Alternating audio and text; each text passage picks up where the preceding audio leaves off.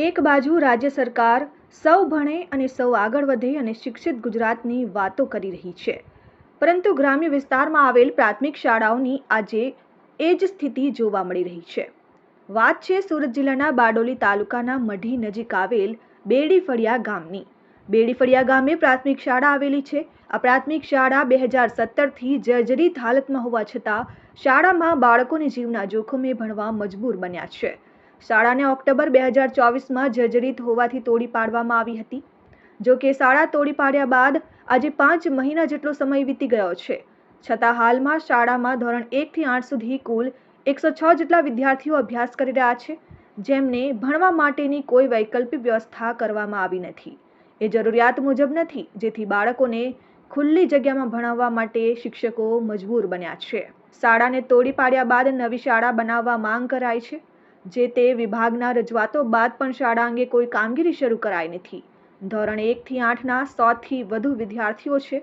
ઓરડા હાલ માત્ર 2 જ કાર્યરત હોય. મોટાભાગના બાળકોએ બહાર તડકામાં બેસીને અભ્યાસ કરવાની ફરજ પડી છે, તો બીજી બાજુ અધિકારીઓ અને જવાબદાર વિભાગ ટેન્ડર પ્રક્રિયાની જ રાહ જોઈ રહ્યું છે. શિક્ષણ વિભાગની બેદરકારીનો ભોગ આ માસૂમ બાળકો ભોગવી રહ્યા છે. શિક્ષણ વિભાગ દ્વારા શાળા ન બનવાથી આક્રોશ જોવા મળી રહ્યો છે. વાલીઓ શાળાને વહેલા તે પહેલા ધોરણે બનાવવા માટે સરકાર પાસે માંગ કરી રહી છે.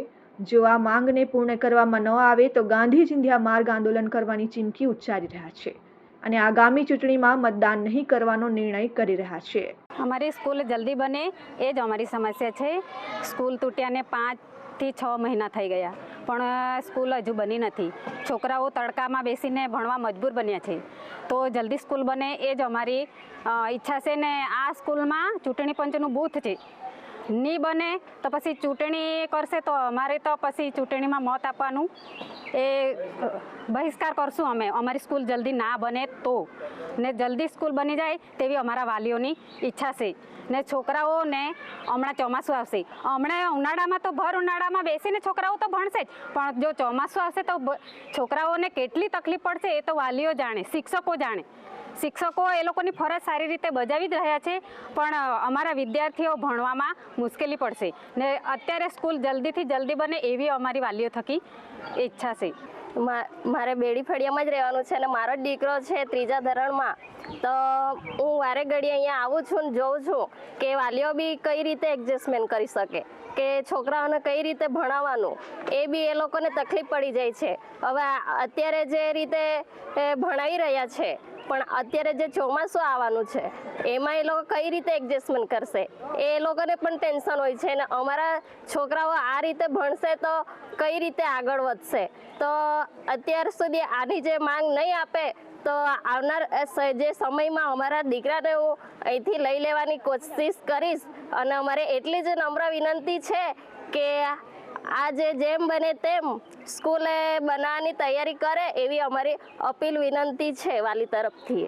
મઢી બેડીફળિયા પ્રાથમિક શાળામાં 2017થી તોડવાની મંજૂરી, શાળા તોડવા માટે જર્જરિત હોવાથી મંજૂરી મળેલ હતી, પણ એની ટીઆરપી તરફથી માહિતી મળી કે ભાઈ તાત્કાલિક તોડવું નહીં, હજી બીજી તમને જાણ કરવામાં આવશે ત્યારે તોડવું.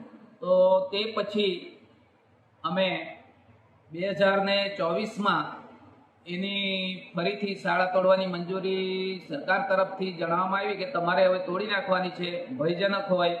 એટલે અમે એ શાળા 2017 પછી 24માં તોડી હરાજી કરીને, અને એ હરાજી કર્યા પછી 2 વખત ટેન્ડર પણ બહાર પડી ગયા, પણ એ ટેન્ડર ભરાયા નથી.